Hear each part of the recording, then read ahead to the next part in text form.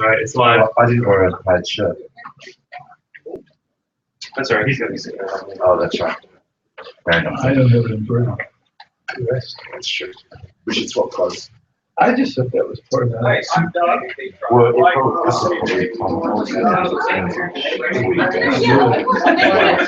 wish. Although I see this street in California, not very helpful. I really ought to live somewhere colder. Make sure it's on. California is amazing.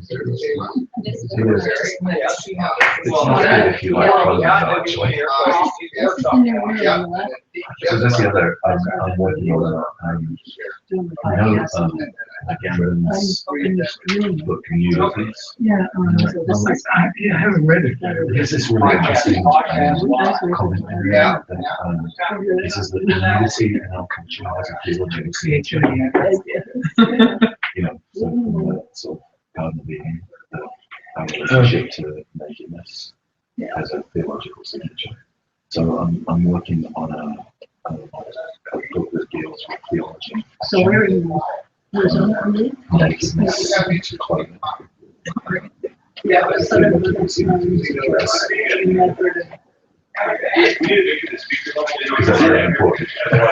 You're probably better off not being very academic. All right, so Oh, okay. hey, talk for a second so we can check the. Should we talk for a second? I'm probably better We are off. alive. I mean, you're better off not being in a kind of. Oh, absolutely. Yes, yeah, like that. No, it would. And yeah, I mean, that's sort of, I mean, particularly where I am. Hatchery as well. But yeah, I like the idea of All right. being free to explore the things that interest me, not just the obligations. And situations. I mean, I don't mind doing those things interest me as well, but it's nice to have the freedom to just kind of, no, because I mean, I've been interested in clothing my whole life, so the significance of that on lots of levels. But it didn't occur to me until a while ago to sort of think through the kind of theological dynamics of the way dress functions within the society and how and in what way we're shaped by theological notions, nudity, clothing, stuff like that. Oh, yeah. We're doing 3-part harmony.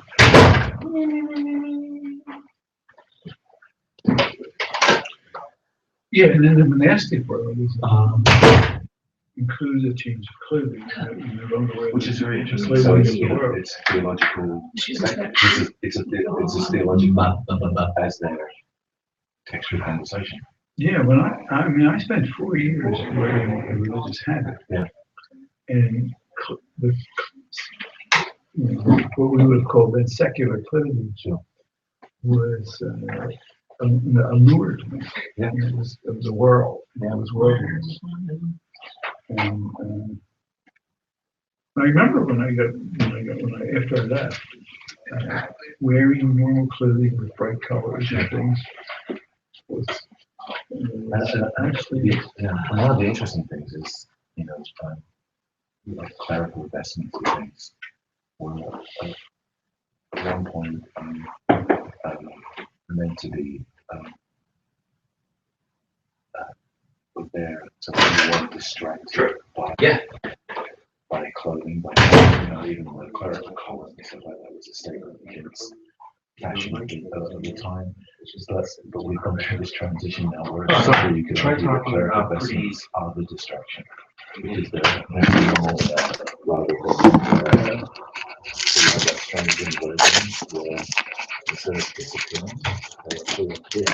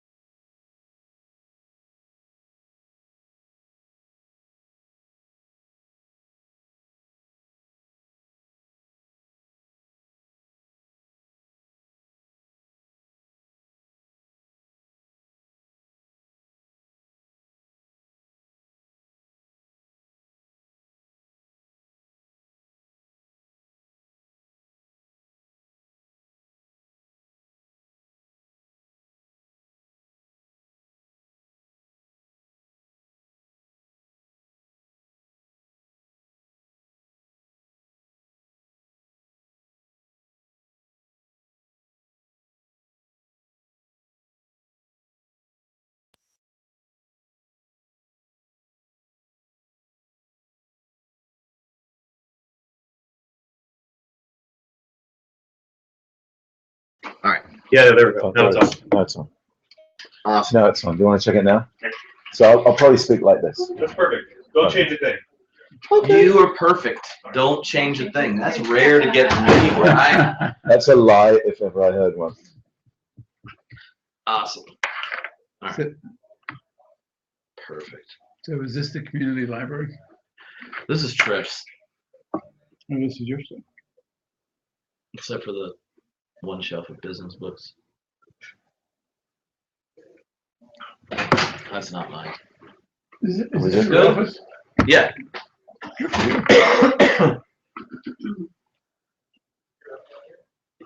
It has a multiplicity of things that happen in here, but my office is one of them.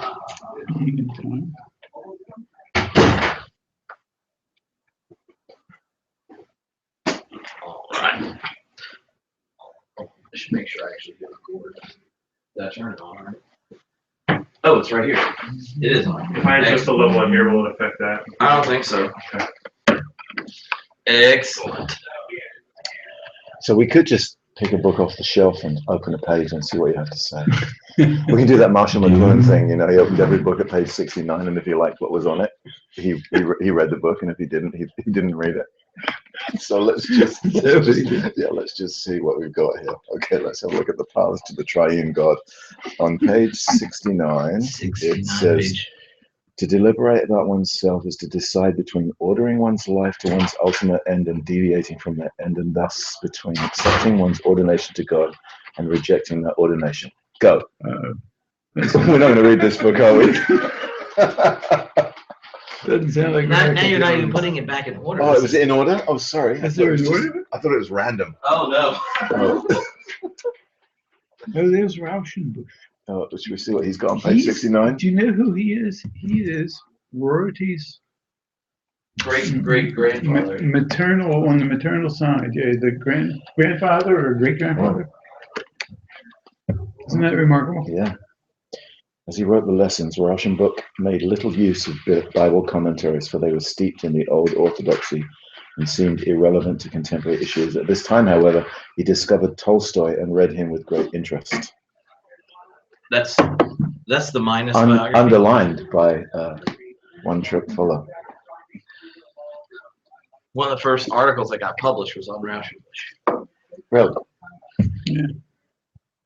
I got this weird skin infection when I went to the Bahamas for my anniversary, and to get rid of it, they gave me these steroids, and I hardly slept for 2 months, and I read everything Rauschenbusch wrote, and had the most footnoted paper anyone had probably ever turned in for, like. There was no mania involved with that, though, right? And it was arguing this really minute point that Rauschenbusch scholars argue over, and the first half of it is just me telling the professor the 5 opinions arguing about it, and then very detailed analysis that the dominant opinion's wrong. And he was like, that was an excellent paper. I wanted to know,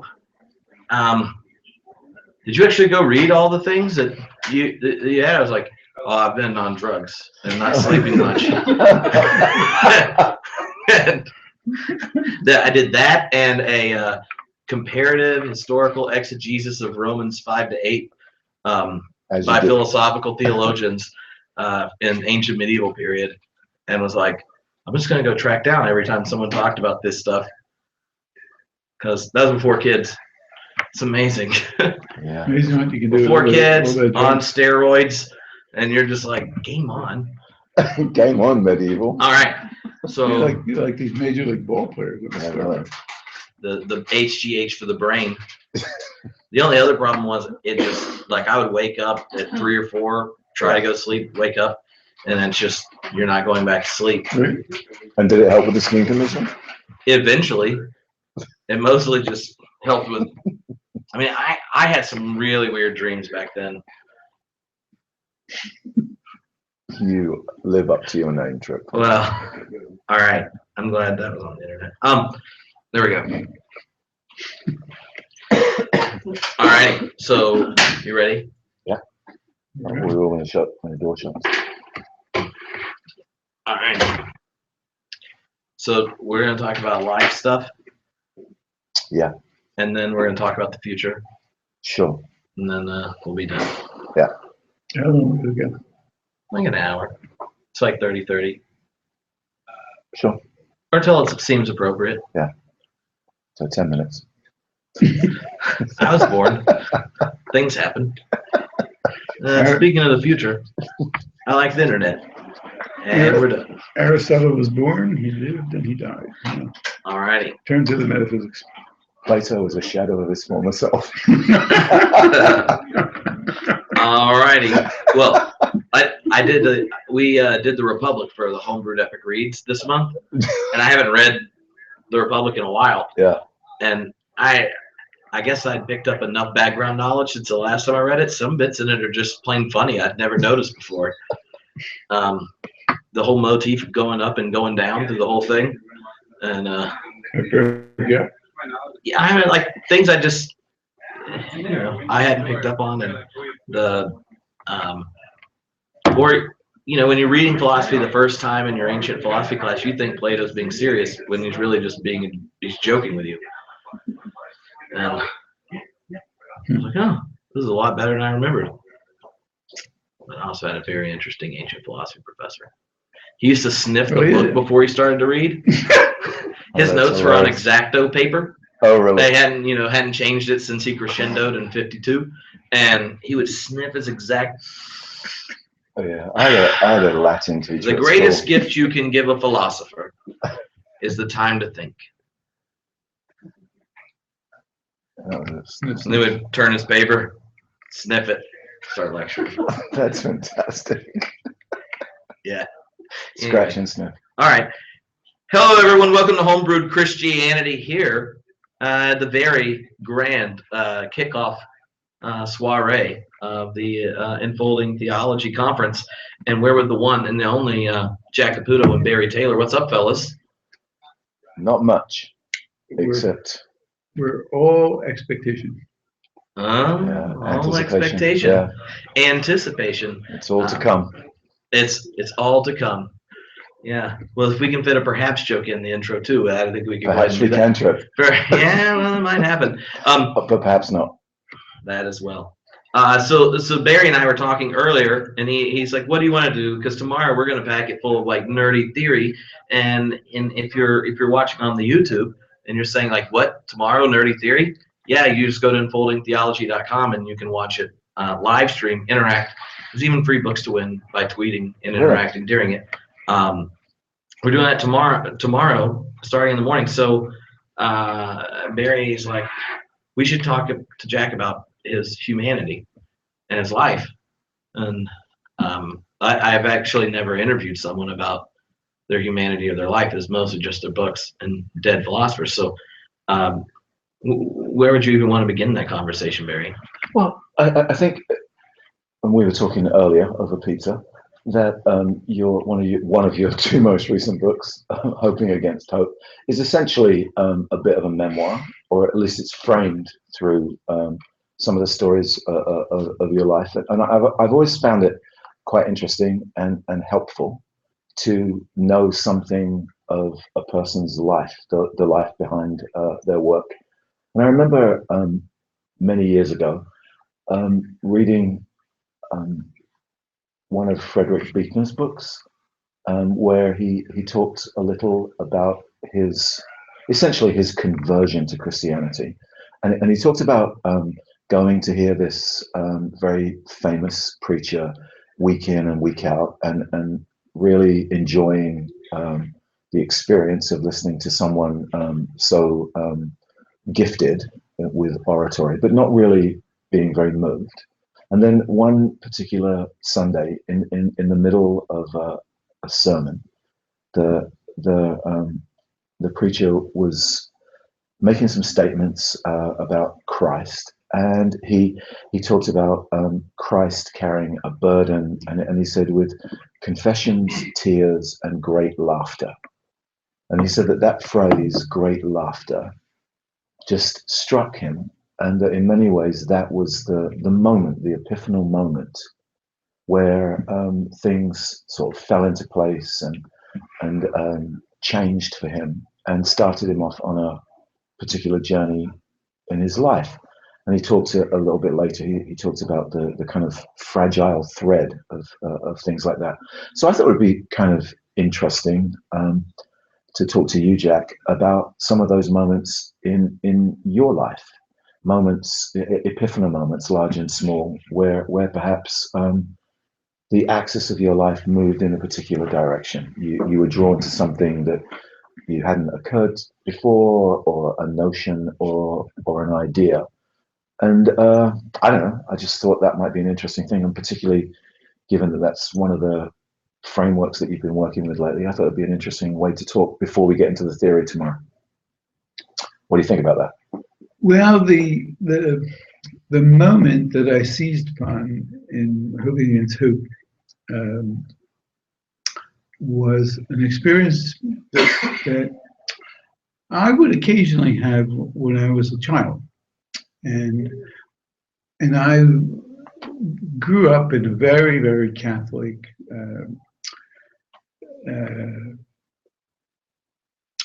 pre-Vatican II world. So it was really the Council of Trent Catholicism. I mean, the church. This was Eisenhower was. Well, I mean, I was born in 1940, so. I still remember the day that FDR died. I remember I was just a little boy, but I remember that, and it was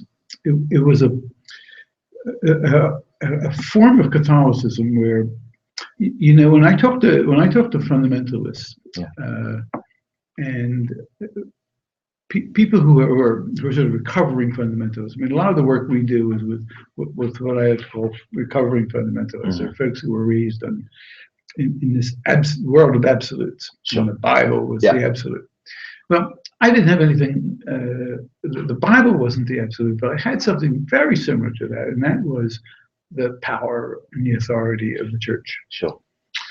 And so, and I was completely absorbed by that and utterly dominated by it. I mean,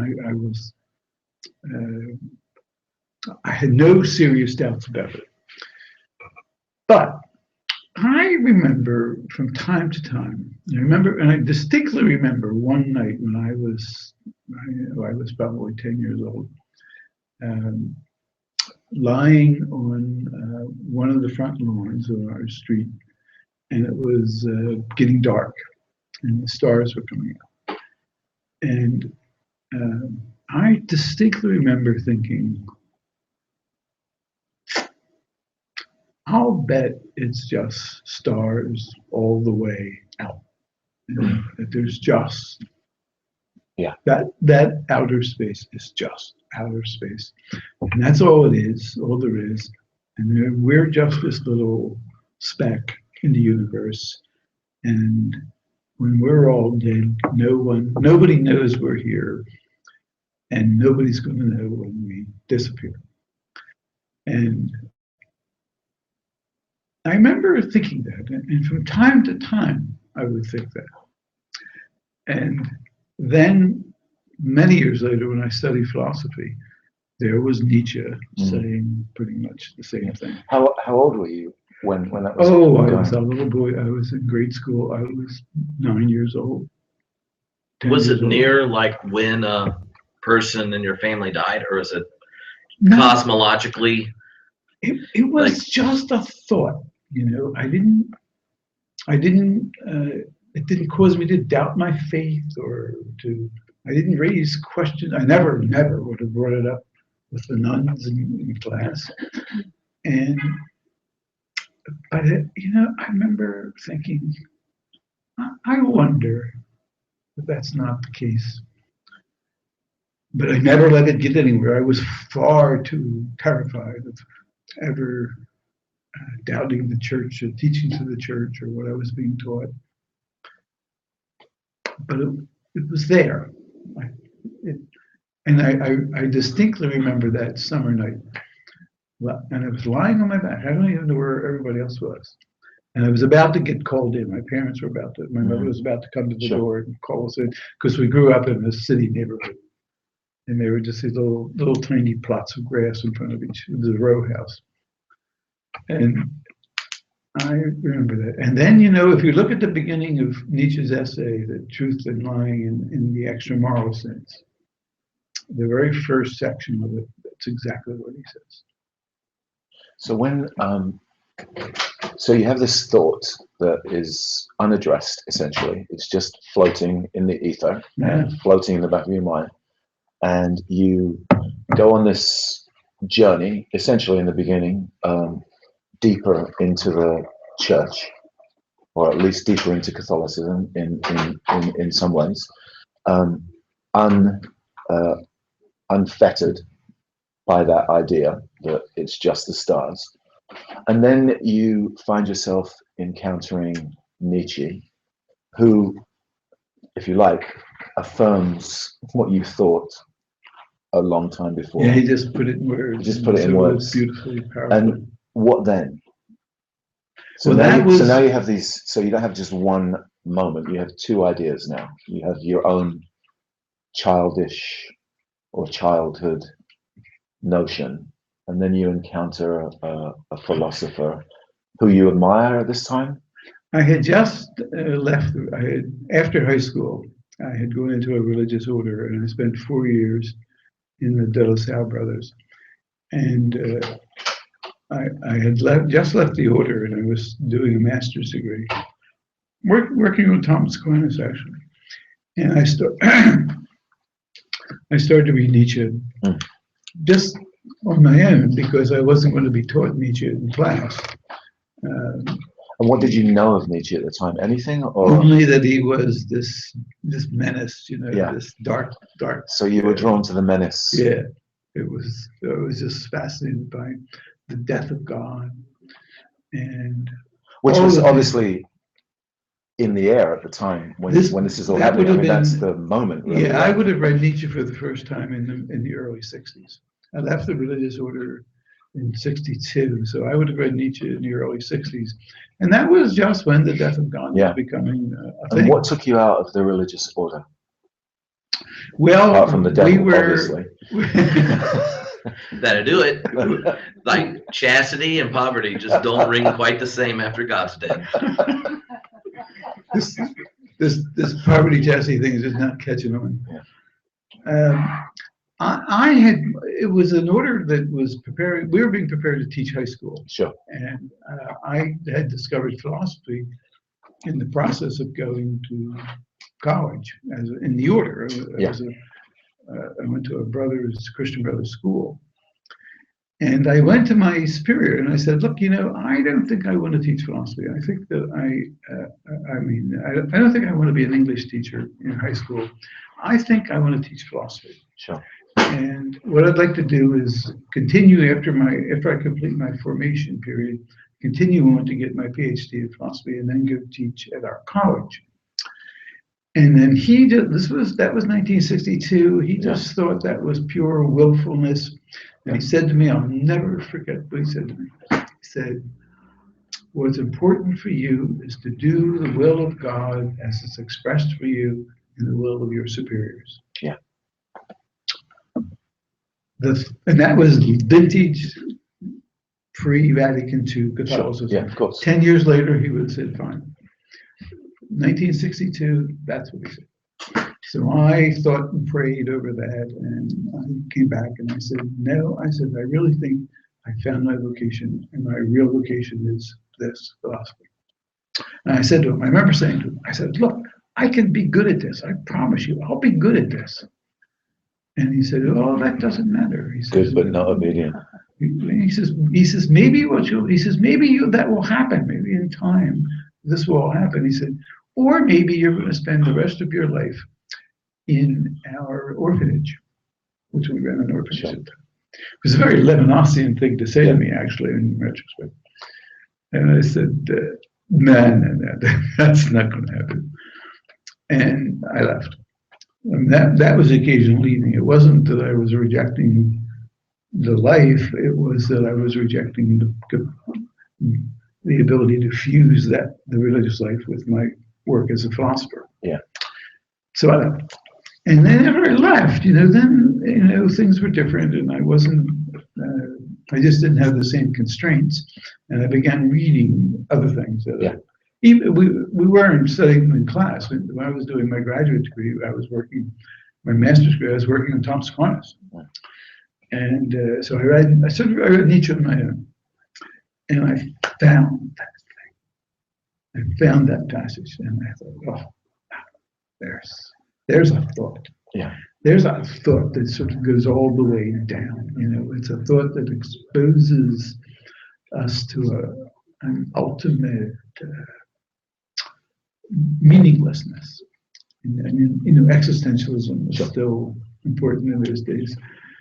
And it crystallized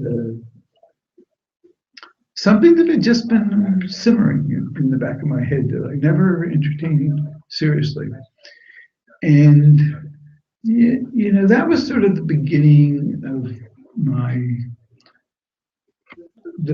I was taught by liberal Catholics. The people that taught me in high school and college were progressive Catholics. And so although I was born into and raised in a very traditional Catholic family, they were not well educated. My parents weren't well educated. They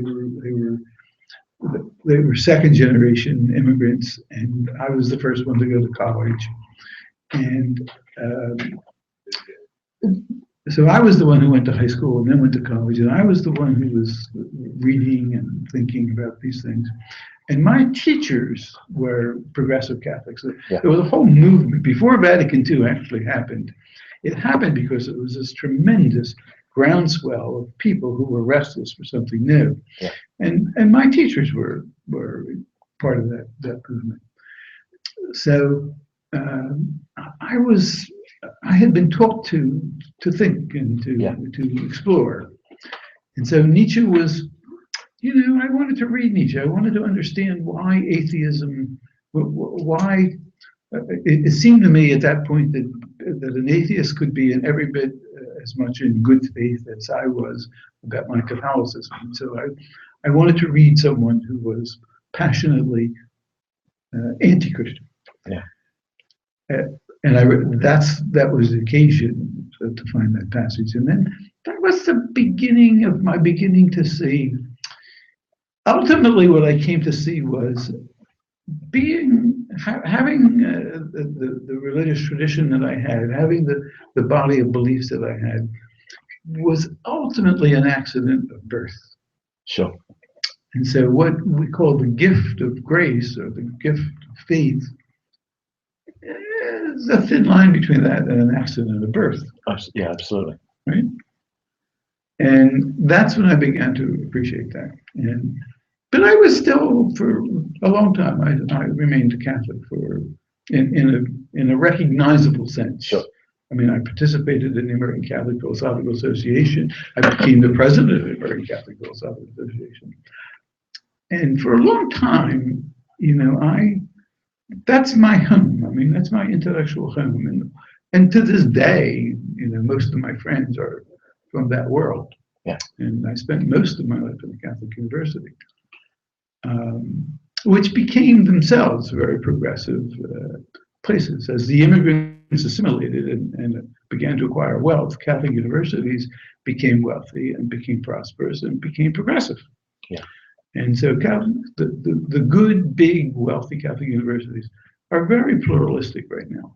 I mean, their main problem is maintaining their identity as Catholic because they're just becoming, places like Georgetown and Notre Dame are just becoming great universities, and Boston College are great universities. They're very pluralistic. And the Catholic tradition is sort of fighting for its survival in the great Catholic universities. So I was part of that generation of second and third generation immigrants who were growing up.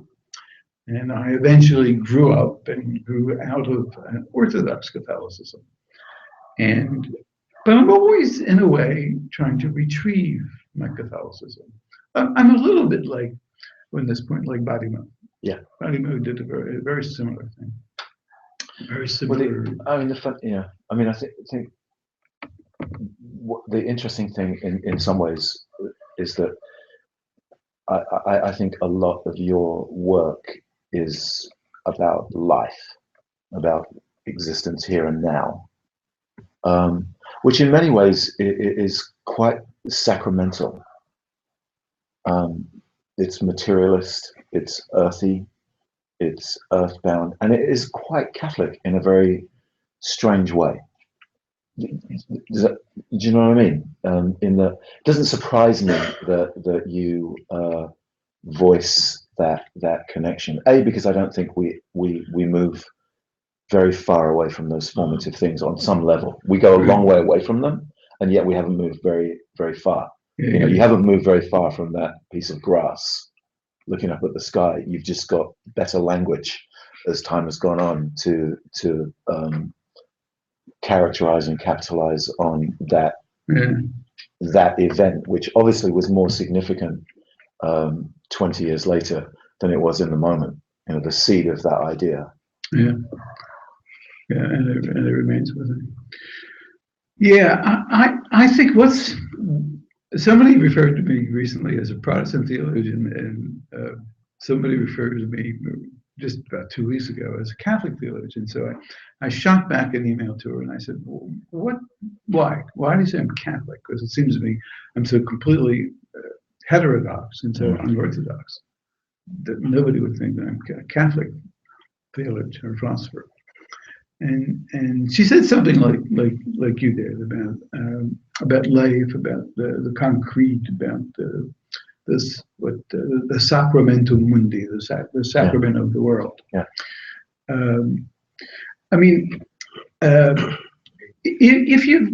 Tillich talks about the Protestant principle, the Catholic principle. The Protestant principle is the principle of protest and critical reexamination and the fear of idolatry. But the Catholic principle is the thing that you're protesting against. It's the substance, it's the tradition that you've inherited. So the Catholic principle is the tradition. And so that means the historical, and that means the hermeneutical. It's the concrete hermeneutical situation. So a Catholic would never think that the Bible is the ultimate final word, because the Bible is the product of the tradition. At a certain point, the tradition decided to write some of this down. So the tradition authors the Bible, and it interprets the Bible. The Bible doesn't have a static, fixed, essential meaning. It's an historical document that enters into the concrete history of the tradition. The tradition is the memory of Jesus and the promise of Jesus. And no book captures that. The book, to make the book that important is idolatry. It's the tradition is the spirit in the world. And that's the Catholic principle. The Protestant principle is the principle about watching out for idolatry. Yeah, it was interesting. A few years ago, I realized that as I kind of journeyed through and made my own way through the jungle of belief and believing and Christianity and stuff, that in the key theological moments for me were 9 times out of 10 informed by a Catholic, usually a silenced one. Yes. So whether it was Leonardo Boff or Roger Haight, or or even Henry Nouwen, so you sort of you go down all of those roads, but it occurred to me that the important theological moments in my life had at least been precipitated by people who were embedded in a tradition that in some ways was quite alien to me. Because I grew up in England in a non-religious environment, but essentially in a Protestant world. Well, an Anglican world. So who knows what that is? so a British form of Anglicanism. But not high Anglican. No, not high Anglican, but it was always the appeal of and the idea that and then Umberto Eco, Vattimo, Italians. Even in the world of philosophy, I find myself drawn to the Italian end of things, the sort of Southern European Catholic notions that ask a very different set of questions, because their relationship to religion is an entirely different construct. And then even in the realm of the arts, whether it's Picasso, who sort of uses the tradition of the arts as this box that he just bashes away at from the inside to get to deconstruct and break through to these new permutations. It's an interesting world, that bounded world. There's people have always, they always talk about thinking outside the box, but I actually think that it's thinking inside the box where the best stuff happens. You think when you receive the tradition, there's certain limits to certain things that then force you to be creative. The limits themselves become like a horizon that you, I don't know, maybe you just butt your head against. Yeah. And it's not that they set necessarily a limit, but they actually provide, I think, almost like a diving board from which to launch forward. I don't know. It's just it's an interesting notion. I was talking to Dolford the other day, Ingolf Dolford. Well, it wasn't the other day. Sometime in the last month. Sometimes. And I'd even said something about. I brought up how different types of radical theology you can usually tell if they're Protestant or Catholic. Yeah. And he's very Protestant. Yeah. And I was like, yeah, like Jack's like about as Catholic as a philosopher should get, right? Because what do liberal and enlightened Protestants do? They take all the tradition and they get it right down to this really subversive nugget. Yeah. And they want something they can have and then weld around super radically, slashing stuff, hitting people upside the head. Yeah. And he's just like, I don't want to do that. We'll talk about the event. We'll talk about what's harbored in it. I don't want to nail anything down. Yeah. It's much more of like digging down to the root of this like performative disturbance encounter versus something you end up kind of holding and grasping. Yeah. And it seems to me that the Protestants like isolate the event to some type of like destructive, radical type of content, and the Catholic side of things would never want something so possessible. Yeah, it's for me as well. It's the aesthetic. That's pictures with color. Yeah, no, it's literally the colorful world. I mean, I grew up in a part of England that was. I mean, I grew up in the town where Oliver Cromwell was from. So I grew up in the bastion of Puritan Protestantism. John Bunyan lived up the road in Bedford and wrote Pilgrim's Progress around this area. So I grew up in this area of dissent, but with a very sort of clear awareness of the lack of visual stimulation. Mm-hmm. And I find within the horizon of that Catholic notion an aesthetic that I think is really helpful for my thinking. Heidegger has a line about paintings where the people don't have dirt under their fingernails. Sure. He's like, why would you look at a painting if the people don't have dirt under their fingernails? Sure. And there's that like type of earthiness that gets really purified when it's in a type of radical type of Protestantism. And you kind of talked about it in The Folly of God, that dynamic that's in Tillich. While he may come across as this like hardcore Protestant, there's the tension in his thought is a thoroughly one that's much more tied to the tradition than he would let on formally. Yeah. I mean, I think that between Kant and Hegel, the Protestant is Kant. It's the categorical imperative, is the distance of the law, the humbling of our sensibilities in the face of the law.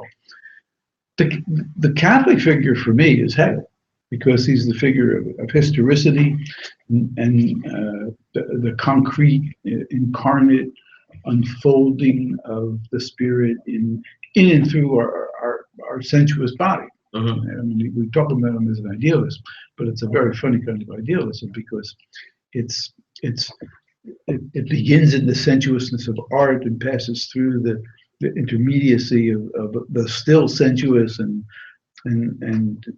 hinting at intellectualness of religion until it finally becomes intellectual, and then he goes off.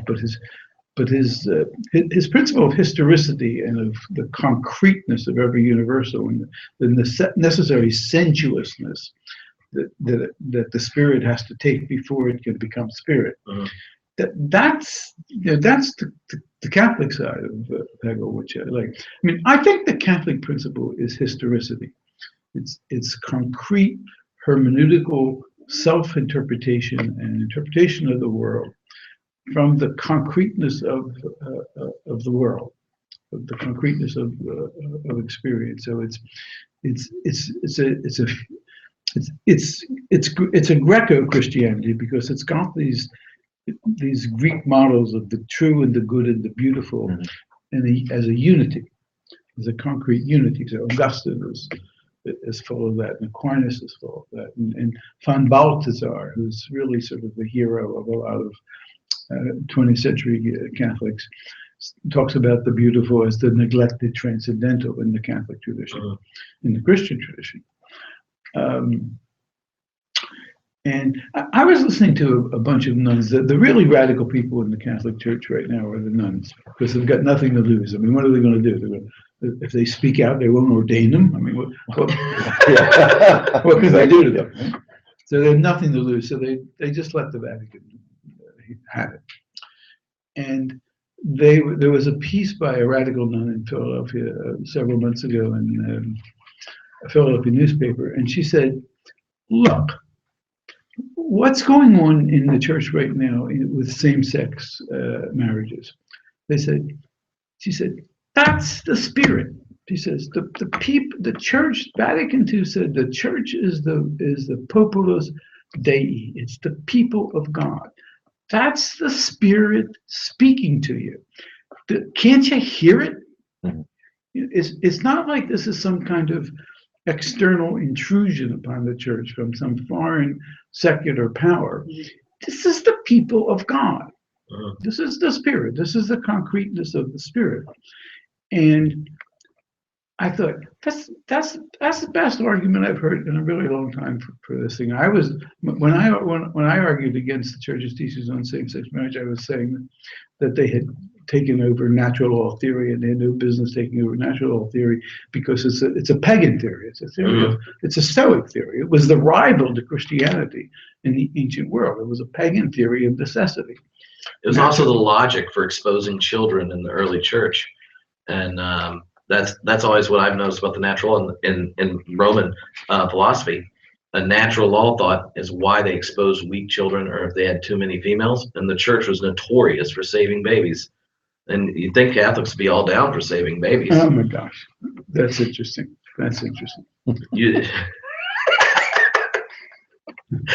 I love it. You spurt Barry's just like, where the hell did that come from?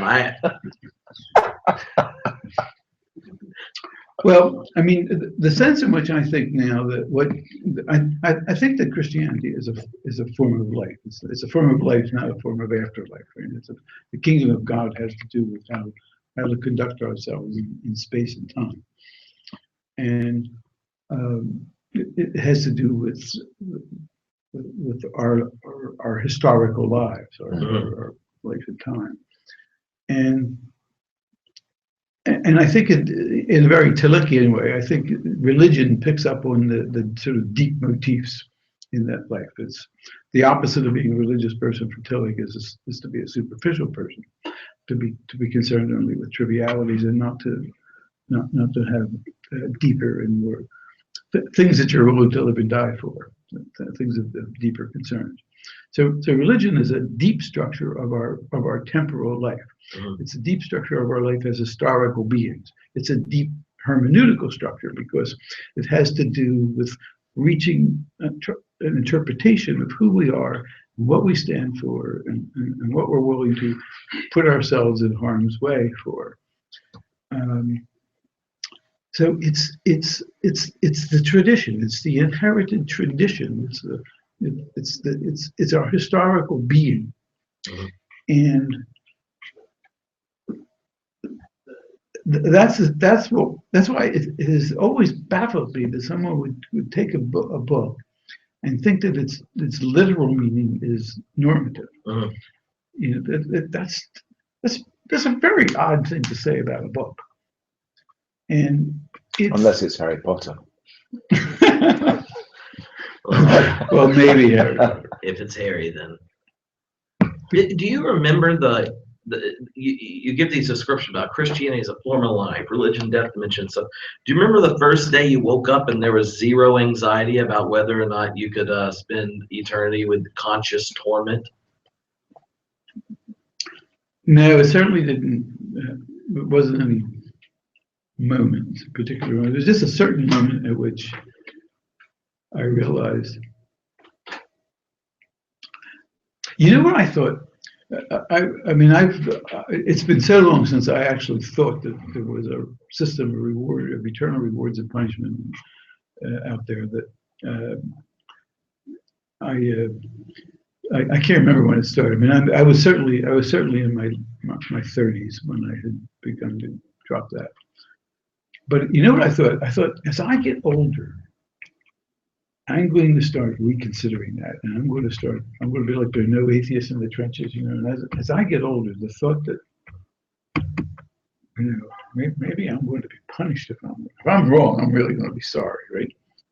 And now I'm 75 years old, and the older I get, the more ridiculous it seems to me that there is some other life where you're going to be rewarded or punished. The older I get, the more foolish that seems to me. And so the less inclined I am to think there might be something to it. So, but it's been a very long time. It's almost sort of, I mean, when we're talking about radical theology, it's almost one of the defining features of radical theology. Do you think this is a do you think, as they say, this is all there is, right? Now, think about that. This unbelievable cosmos, which stretches out to infinity, you know, this incredibly complex and mysterious. Do you think that's all there is? That's you know, that's a the thought that this is all there is has been with me so long. It's a difficult thing for me to remember when I stopped thinking that. But I do think that the definition of radical theology is that. It's one of the marks of it. Do you think this life is a trial for another life? I mean, that alone qualifies Tillich as a radical theologian, right? You know, he thinks that the only thing that's everlasting is the ground of being, not any individual thing. And that's a wonderfully clear concept. And yet Is it a clear concept? Well, I mean, it's clear enough, but it's in its depth. I just meant that if you said that to someone, they would be like, "Oh, okay, I get it." Like the only thing that's constant to ground being, immediately.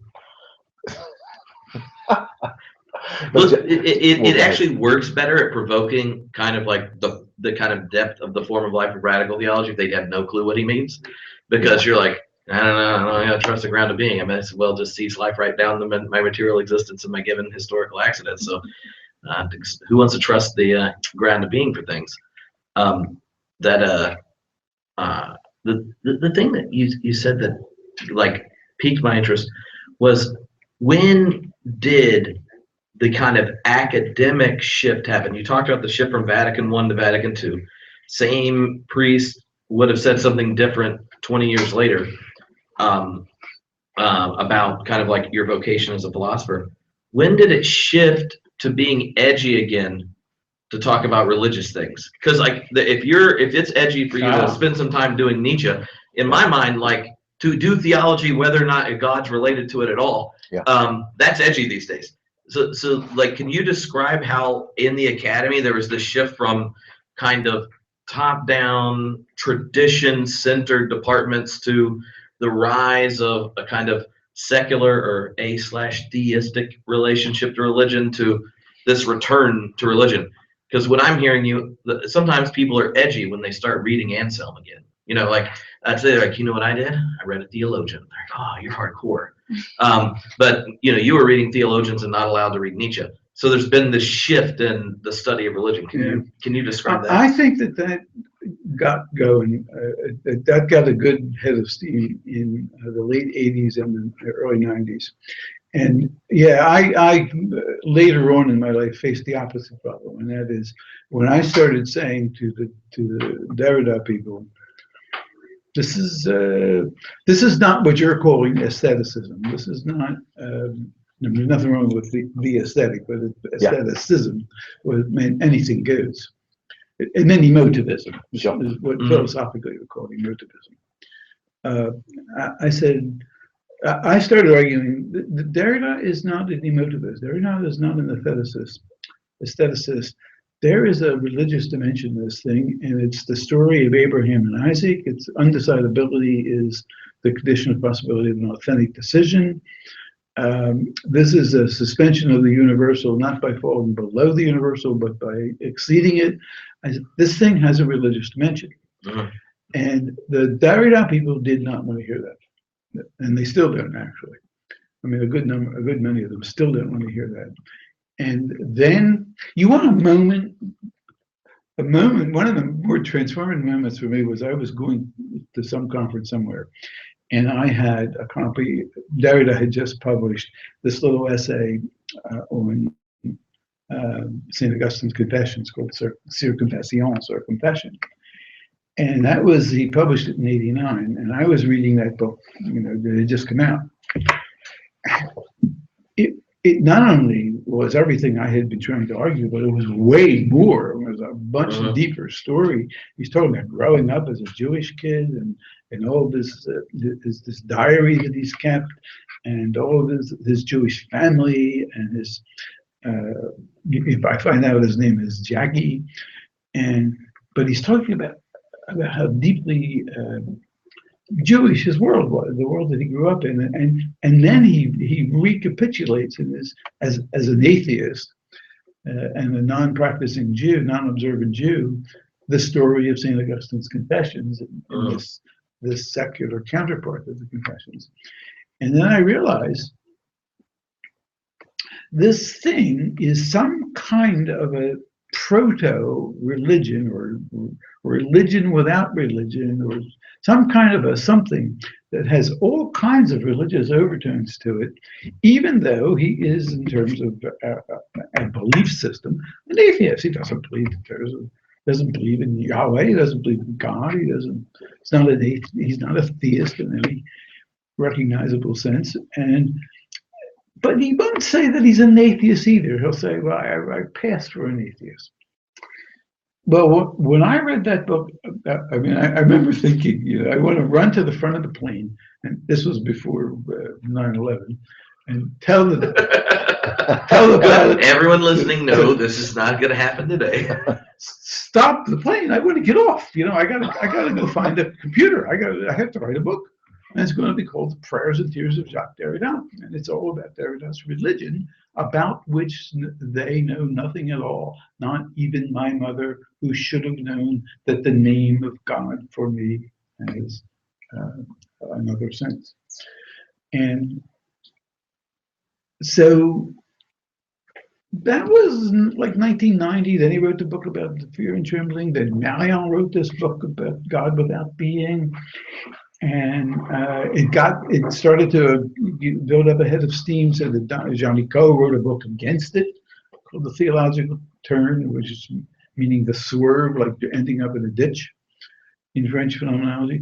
So it was then that academics began to see another sense of the religious that wasn't this narrow doctrinaire, dogmatic confessionalism, but there was some other kind of deep dimension that was, I don't know if religion to this day is still the best word for it, but it is a kind of proto-religion that quite a lot of people just did not want to hear of it.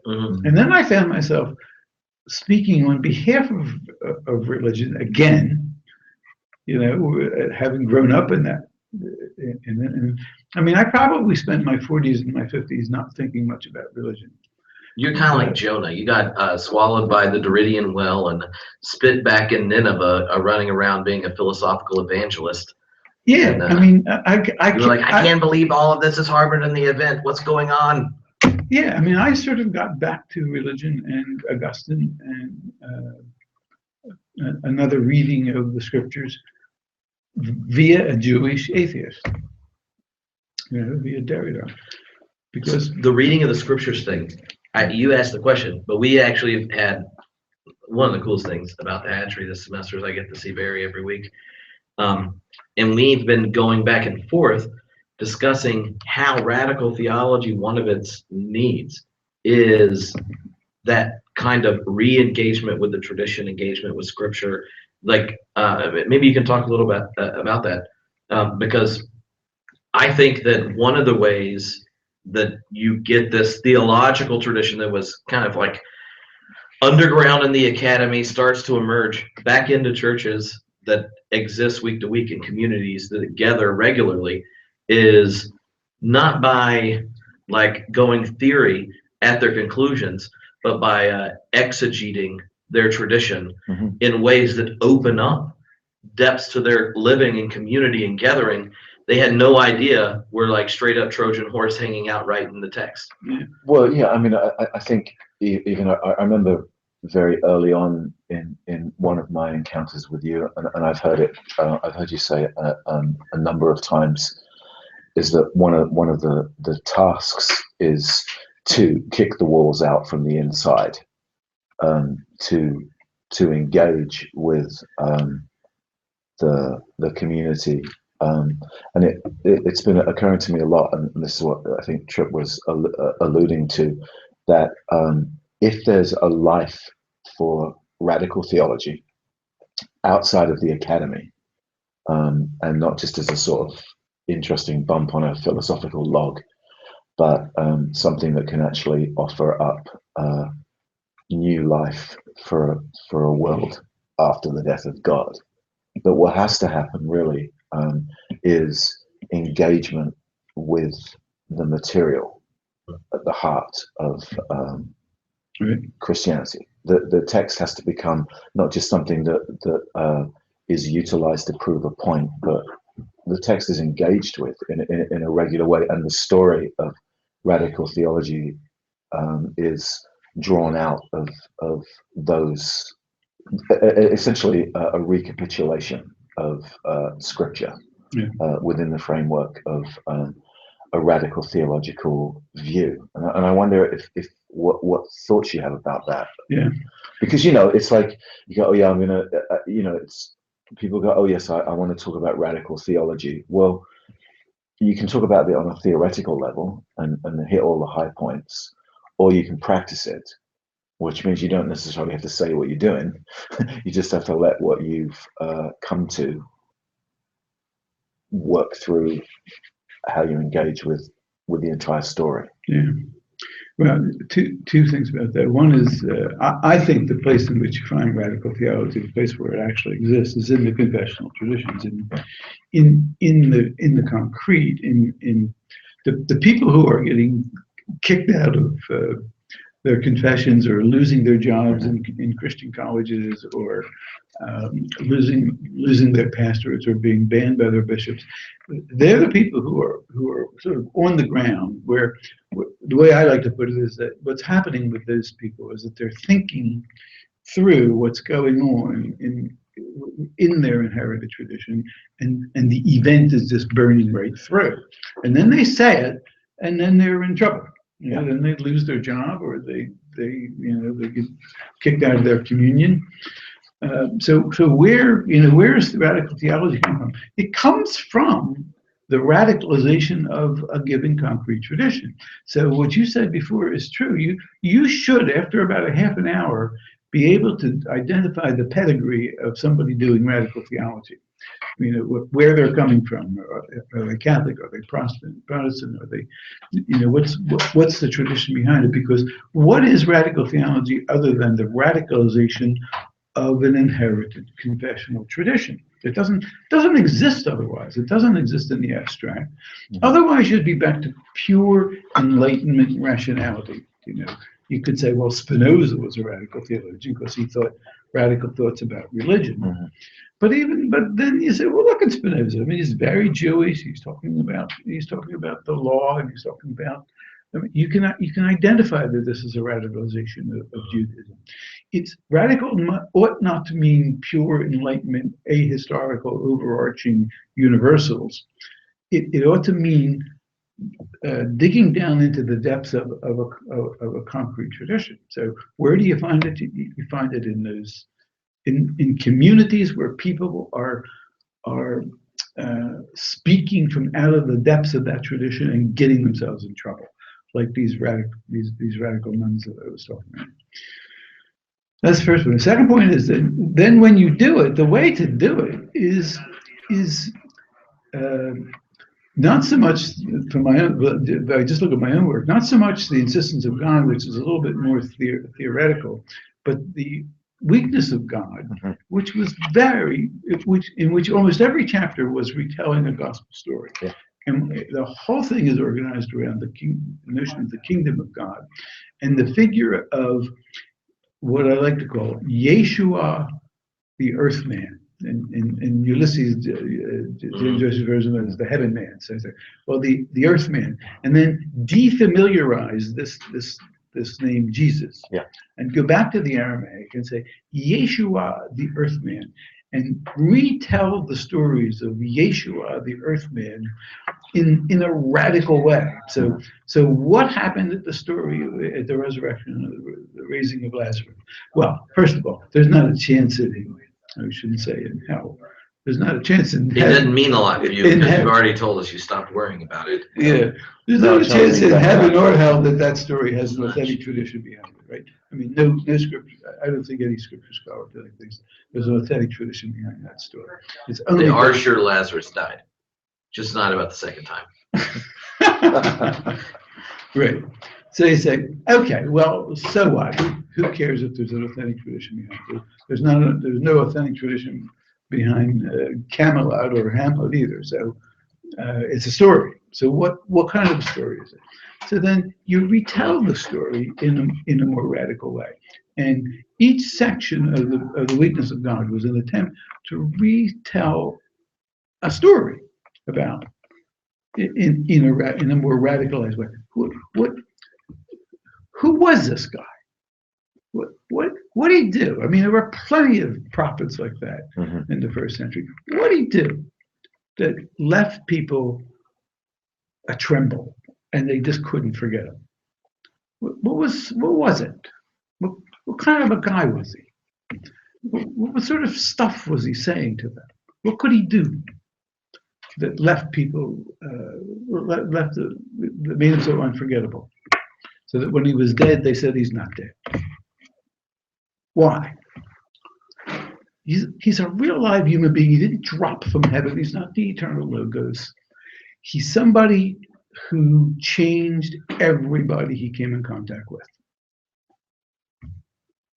A man of earth and flesh and blood. So tell those stories again, radically. Yeah, because radical theology is not an abstract philosophical theory. It's the radical. It's what's really going on at bottom underneath the sedimented beliefs and rigidified doctrines. It's what's going on under them. When did you rediscover the church and as like an audience? You're talking about the weakness of God, and I remember Catherine saying, "Oh, that's when Caputo came out as a theologian," which is obviously more edgy than almost other coming outs for Derrida scholars. But what was it like for you, having had this career out of you took vows, finding Nietzsche helped you explain this experience as a kid, and then wanting to land a plane on behalf of Derrida.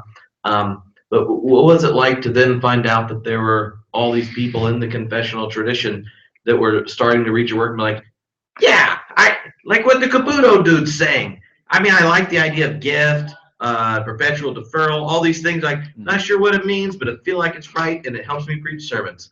Can you describe what it was like from coming out of the academy and rediscovering this audience? I was slightly amused. I mean, I was making my argument to the American Philosophical Association and the Society for Phenomenology and Existential Philosophy, and occasionally at the AAR. I was making a strictly academic argument to an academic audience. And then I would just get letters and people like Pete. When Pete wrote to me back in 2004, I think it was, and he said, "Would you come over? If you're ever," he said, "I don't have any money, but if you're ever anywhere near Belfast, could you come visit us?" And I mean, I didn't know who Pete was. Nobody knew who Pete was in 2004. And I said, and he told me a little bit about what he was doing. And I said, yeah, okay. I said, I occasionally get over there. And I did. I got an invitation to go to Dublin. And I said to him, look, I can take a train up from Dublin. And I've got an expense account. My institution, I can get up there. And they approached me. I mean, it wasn't my idea to go out and see if I could sell this to a wider audience. But I started getting invitations from people like that. Routledge asked me to write on religion. They said, "Could you put this in American English for us?" When did you start the series or the books that kind of came out of Derrida's visits to Syracuse Well, they go back to Villanova. or Villanova? Villanova. The first thing we did was when we created the PhD program in '93. We had Derrida in for a roundtable. And we published that, and then I wrote a commentary on it, and that became Deconstruction in a Nutshell. And then I said, that was '93. Okay. I mean, I read that in undergrad sometime, but I remember I had tried to explain, like Brian McLaren, a number of the emergent people when we first started hanging out. I'm like, I had tried saying crap about it, which I only half understood what I was saying. I was hoping someone else would have understood it to know if I was right. But then when that book came out, I was like, it's in this book, but it's a lot more legible, I think. And when you said, Brian, the very, very first thing ever, the very first approach anyone ever made to me to come outside the academic circle and talk to a bunch of young people was an emergent youth conference that Tony Jones and Brian McLaren were running in San Diego. Yeah, I was there. Were you there? And we did a thing with Brian interviewed me and Phyllis Tickle and that other person that was amazing. Yeah, he taught at Wheaton for all his life, and he just died. Yeah, I can't think of his name. I don't have Wheaton faculty on recall. He left Wheaton. He got On a divine conspiracy? No, not that. He got fed up with Wheaton, and he went to a liberal seminary, and he just died a few years ago. Anyway, the three of us, and I was representing the Catholic tradition. And Brian interviewed us on stage with just high chairs and a mic, and we were backstage before we were to go on, and the thing that was preceding us was a big rock session. Went on for about a half an hour. You hadn't spoken tongues for years. Place was rocking with Christian rock music. And that actually might have been me. What, on the stage? It might. No, it wasn't you. I wasn't. No, it was. You wouldn't like I'll it, think of it. If you. No, not the speaker. I mean, making the music noise. I think. Oh, that could have been you. Yeah. It could be. And Maybe I not. remember thinking, what have I got into? What if the people at the APA could see me now? They'd kick me out. What have I done? And we went out on stage. It's the very first time I ever spoke to a non-academic audience about this stuff. Was it that interview? That was 1999, 1998. It was Tony Jones and Brian McCartney, very first. And we did one in San Diego and then one in the second semester in Nashville. Mhm. Same three of us. But well, first of all, I was at a point in my life where I could take that risk. Mhm. I don't think I would have started out doing anything like that, But at that point, I was a tenured full professor with an endowed chair, and so there wasn't anything risky about my doing something like that. And I thought, I got into it. I thought, here is a way to take this stuff, which I think is gold, these ideas that we study and I teach, and put them out there. Mhm. And one of the things I wanted to do when I retired was to do more of it, because at that point I really didn't have to worry about the academy, and I had more time to do it. And if I publish books like Hoping Against Hope, which have this sort of memoir quality to it, I don't have to worry about it. And that's why everyone listening that is in charge of like churches and campus groups and stuff can invite you to come talk to them. Exactly. And if they're smart, they will. But so I remember the first time we did something together, and one of my friends who is a Assemblies of God megachurch preacher who listens to the podcast on the DL, that would be down low, which is not telling their peers, came because he's like, there's no chance anyone I know is going to be at a Caputo gathering. And I was it, and he gets done. And we're talking after, and he said something that made me think. Explain. Like I can never figure out why different scholars I really like. And he goes, "Oh, Jack has that thing. You know what I mean?" And I was like, "I think so, but I would like you to further explain it." He turns thinking critically into a piety. So no matter what question he asks, it might make you uncomfortable. He loves the question, and whatever answer he'll never get to so much it's like praying. And I was like, yes, that's nerd piety. And after that, I realized, like, the more I've encountered more scholars, not everyone who sits around thinking about religion, philosophy, theology, and things has a piety or prayer-like relationship to the activity of critical faith, like critically assessing their faith, wrestling with it, and all that kind of thing. In the kind of description you've been giving of your life, you tell it as a cohesive narrative. But if you were to line your conclusions up, we'd be like, oh, you switch camps here, you switch camps here. Oh, well, now your old version of yourself just cast yourself into hell. Now the new version of yourself is really mad the old version thought people went to hell because it doesn't exist. And now you just started hanging out with evangelicals. Can you describe the piety of a philosophical theologian type that coheres across this long journey? Because I think that's one of the beautiful things about radical theology, or just open-minded, critical, faithful thinking with a tradition, is that sometimes the questions that inspire the quest are what you're conservative about. The answers, they fluctuate over time and situation and engagement. Well, yeah. I mean, I don't want to jump on you, but I remember years and years ago in a period of personal crisis and transition. So, and this is how long ago it was. Somebody gave me a cassette tape. Oh, I remember So, this. and it wasn't because it was hip. It's because it was the available medium for communication. And this tape was about leadership, which was actually the last thing that I wanted to hear.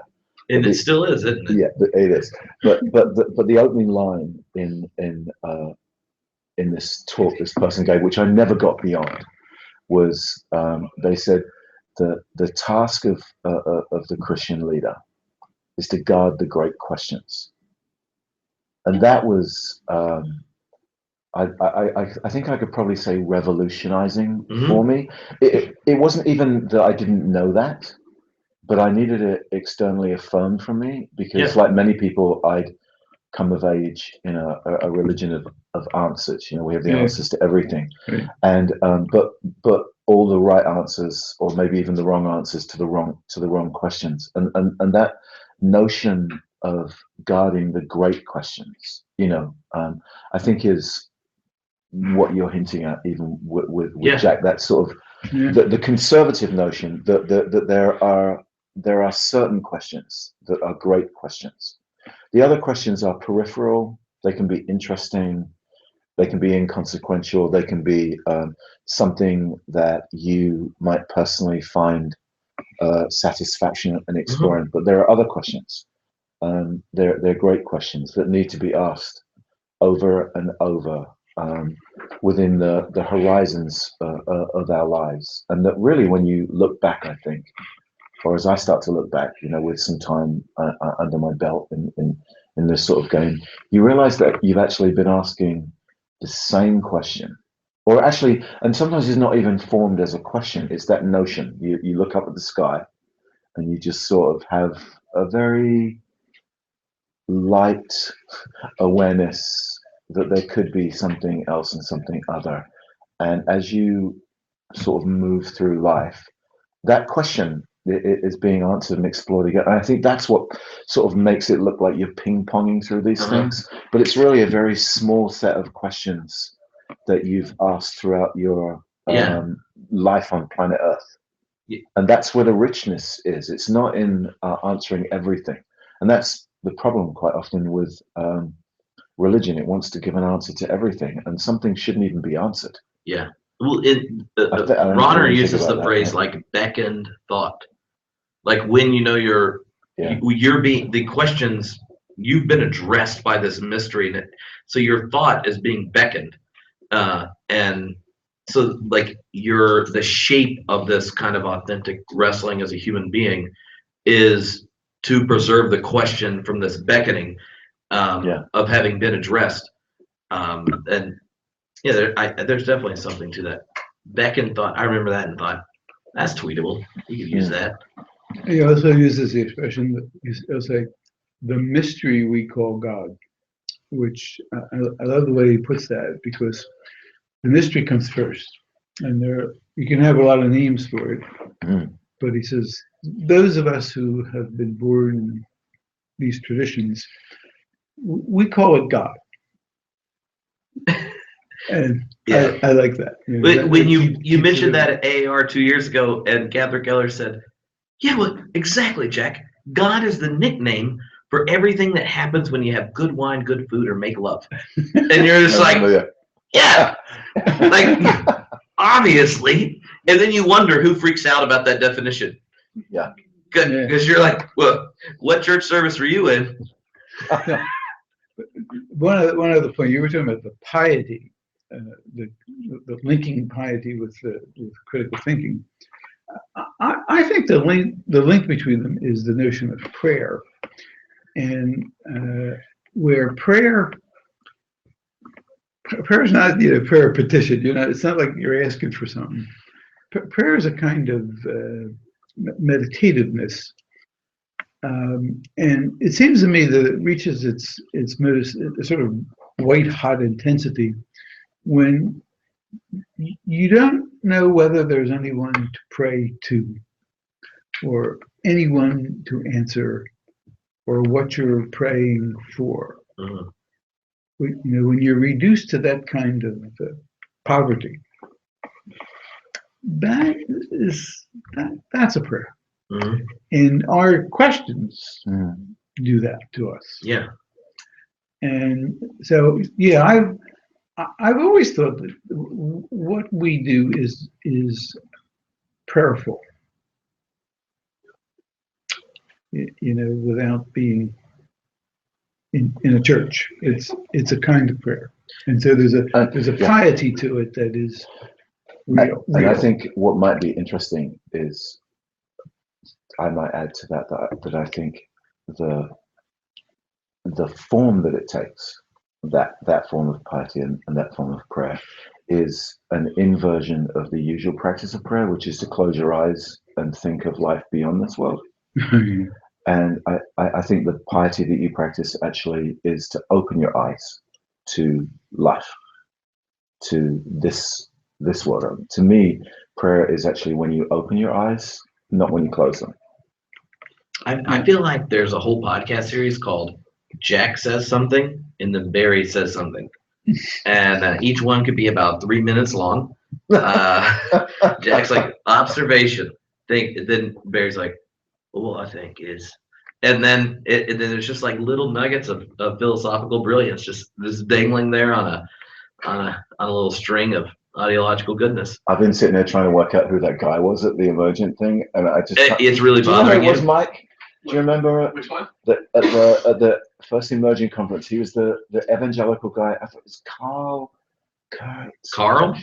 I can't remember. It's driving me Just nuts. all you gotta do is Spencer. Google, Yeah, Spencer will know, but Google me, Brian Zen, Phyllis, Jens, and James. it'll come up because you can even hear it. Emergent YS? Yeah, It wasn't Chris C, was it? no. Mm-mm. So, No. He was a Oh, theologian. No. Sorry. all right, one last thing, Yeah, no, Mike. because we're gonna end so we can hang out, and y'all Yeah. get to sleep because we're meeting in the morning. And tomorrow we'll have to talk about the future because it'll be the future arriving tomorrow. Yeah. And it's 2:30 in the morning for me. Well, 2:30, I'm from Philadelphia. Even. 9:30. It's only 11:30, but What is it now? it's 8:30 Oh, here. it's 11:30. Yeah, okay. well, it depends which I universe. forgot to you're in. change. I but forgot there to is a change my multiverse. phone. Yeah, it's a So we won't multiverse. do that at 11:30. Yeah. It's 11:30. The last thing I just want to say is I really appreciate being friends with both of you and getting to have a conversation where it's about life and stuff. And in the whole journey you're told and the journey you've shared this semester, I really appreciated it because I feel like it makes sense to me how there are these connections between people that are thinking and wrestling, and that you have the piety connection. And the other thing I've thought, or I've been challenged with more recently, is thinking, and I thought of it while reading your book, is what would it be like to imagine a world where each instantiation of yourself was someone that gets to inhabit the planet as well, right? Because when I was That's a 16, great idea. like, because I'd love to see that happen. so like part of like going through graduate school and thinking and Sure. writing books and all this stuff is like taking actual positions. And you're critiquing and pushing back, and then all of a sudden you realize that 16-year-old version of you, who was reading Paul Tillich for the first time, but also doing Spurgeon sermons for devotions at night. Newspaper in one hand, Bible in the other. Well, you call Spurgeon whatever you want, but he makes Jonathan Edwards look like a wussy. Well, you know. But then you think, that was like part of getting me to this point, and yet sometimes if you just absolutize your present place, the conclusions, you're going to give the previous versions of yourself a lot of crap. But when the questions are where the piety exists, then there's a way in which no matter where you are in the given present, you can be allies, brothers, sisters with people that let the questions provoke from them. Be it they're still in a very conservative confessional place, or they haven't been near a confessional community in a long time, because there's a graciousness to loving each instantiation of yourself that opens up. Well, don't you think it's about, in a sense, it's about becoming? You don't have to explain to the process man about prioritizing becoming. I love that chunk. It's a little late to talk about it, though. You know. Yeah, no, it is. But it's the movement of a human life, rather than this idea that you just are this one person who develops in a linear way, and that there's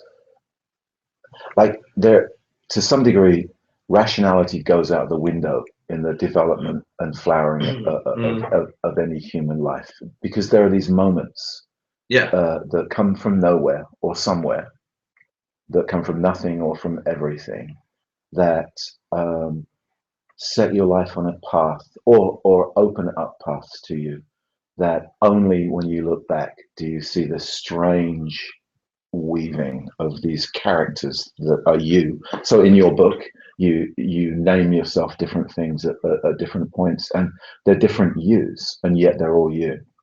It's like Schwarzenegger in that movie, you know. Let's not insult the younger Jack with Arnold. I think Jackie and Jack are ready for bed. So, and tomorrow, is yet to come. I do need to get some rest. All right. Well, thank you both for hanging out, being here, being friends, and Thank you, thank you, Jack. Thank you for making this happen. my therapist and I were talking last week, and I said this was happening, and he was like, "What have you thought about what happens in your life very often?" And I was like, "What do you mean?" I'm busy. And he's like, you probably should not treat your contemplative prayer exercises as things to check off your list. I was like, yeah, that's what I'm gonna do after 50.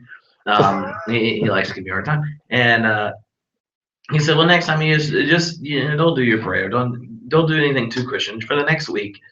Just sit there for a little bit and think about what's about to happen. And you have this job, you're actually teaching, you're using a real degree. You're having all these people come, and they're probably coming because they're actually your friends, and people are showing up to it because they want to learn stuff. He's like, that rarely happens. And then I was sitting there, and then I realized how much just grateful I am for being y'all's friends. Like, I read books of you, would dream about talking to you, and then we met, and you actually keep hanging out with me.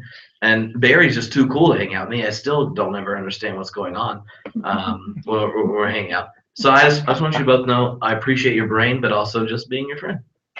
Well, thank you. And then everyone here, you can hang out tomorrow all day long on the stream. Barry, Pete, Jack gonna say radical things, and then if you're smart enough to be here in person in the evening, we're gonna do a craft beer tasting across the South Bay. And all right, smoochy boochies.